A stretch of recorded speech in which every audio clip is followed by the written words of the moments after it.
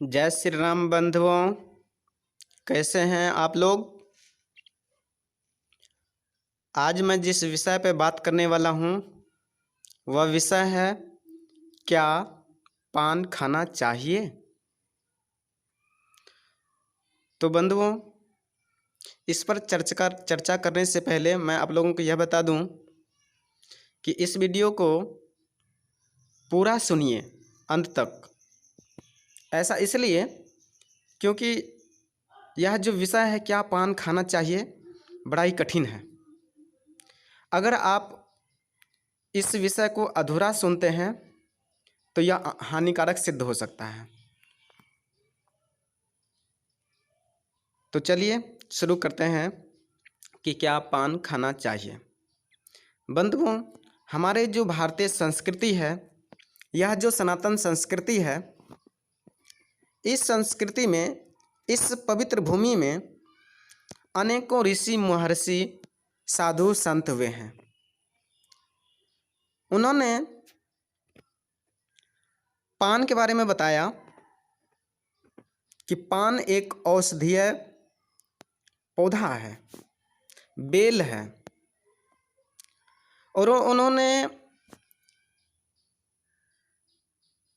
इसके औषधीय गुण के बारे में जाना तो वे हमारे धर्म से जोड़ दिए ताकि इस पान का सेवन हर एक व्यक्ति कर सकें, चाहे बच्चा हो, बूढ़ा हो, जवान हो, महिला हो या पुरुष हो, सब इनका सेवन करें। इसलिए उन्होंने धर्म से जोड़ दिया। बंधुओं, लेकिन वर्तमान जो स्थिति है, इस समय पान के साथ साथ लोग मादक पदार्थों का सेवन करते हैं। जैसे कई प्रकार के पैकेट्स उपलब्ध हैं, छोटे छोटे पुड़िया में उपलब्ध हैं वो पदार्थ जो जहरीला है, जो हमारे शरीर के लिए लाभदायक नहीं है, उसको पान में दे करके पान का ही उपयोग करते हैं, जो हमारे स्वास्थ्य के लिए हानिकारक है। तो बंधुओं, उस तरह के पान को किसी को नहीं खाना चाहिए जो चाहते हैं कि हमारा स्वास्थ्य ठीक रहे। तो पान होना चाहिए कौन सा? तो बंधुओं, पान जो खाना चाहिए वो है देसी पत्ता, ना कि बंगला पत्ता, ना ही मीठा पत्ता। और वह देसी पत्ता होना चाहिए किस प्रकार? तो देसी पत्ता को तोड़ लीजिए, उसमें गेहूं के दाने के बराबर चूना मिलाइए। चूना वही जिसको हम लोगों ने पढ़ा है केमिस्ट्री में, CaCO3 अर्थात कैल्शियम कार्बोनेट। आम भाषा में उसको चूना भी बोलते हैं। तो चूना का उपयोग कितनी होनी चाहिए, उसकी मात्रा क्या होनी चाहिए? गेहूं के दाने के बराबर। गेहूं के दाने के बराबर अगर उसकी मात्रा देते हैं तो कोई भी परेशानी नहीं होगी। लेकिन ध्यान रहे कि गेहूं के दाने के बराबर ही होनी चाहिए। उससे ज़्यादा दे दीजिएगा तो आपके जो होठ हैं या जीवा है उनको काट सकता है। तो फिर इस तरह की बातें नहीं होनी चाहिए। और उसमें तुलसी की मंजरी दे दीजिए, तुलसी पत्ते दे दीजिए, लौंग इलायची दे दीजिए और उसको खाइए। लेकिन ध्यान रहे कि पीक को फेंकना नहीं है, क्योंकि वो जहर नहीं है, वो उसमें जहरीला पदार्थ है नहीं, उसको अंदर लेना है, तभी फायदा मिलेगा। जी बंधुओं, तो अब बात रही कि आखिर खाना चाहिए किसको।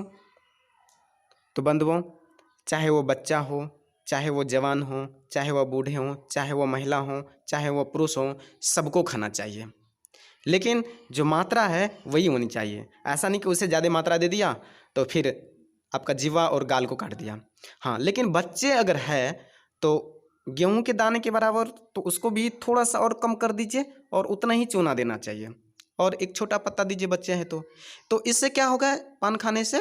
तो बंधुओं, अभी जब हम लोगों को या किसी भी व्यक्ति को जब कैल्शियम की कमी हो जाती है ना, तो कैल्शियम की दवाई देते हैं एलोपैथिक में, जो कि हमारे पान से भी उपलब्ध हो सकता है, चूना से उपलब्ध है।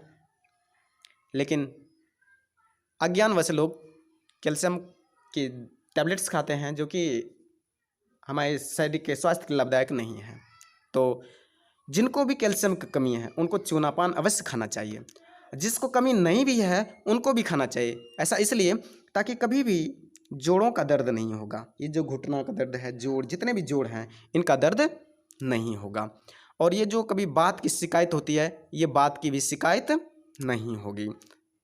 तो इसलिए बंधुओं, पान सबको खाना चाहिए, लेकिन कब खाना चाहिए तो ये ध्यान रखिएगा। भारत देश में, पूरे भारत देश में हर एक व्यक्ति पान खाते हैं, लेकिन कब? वो खाना खाने के तुरंत बाद पान खाते हैं। और पान को का पीक फेंकते नहीं है, उसको अंदर लेते हैं। लेकिन जब उसमें जहरीले पदार्थ डालेंगे तो फेंकना ही पड़ेगा, जो कि सर्वथा गलत है। इसलिए पान खाइए, लेकिन पान की जो पीक है उसको कदापि नहीं फेंकिए। हम भी खाते हैं, क्योंकि जब हम नहीं खाएंगे तो हम जो दूसरे को बताएंगे तो उसका प्रभाव नहीं पड़ेगा। इसलिए हम लोग जब पूजा पाठ भी करते हैं तो उसमें कहते हैं तांबूल पुंगी फलानी समर्पयामी, अर्थात भगवान को समर्पित करते हैं। इन्हीं शब्दों के साथ मैं मनोज बंधु, जय श्री राम।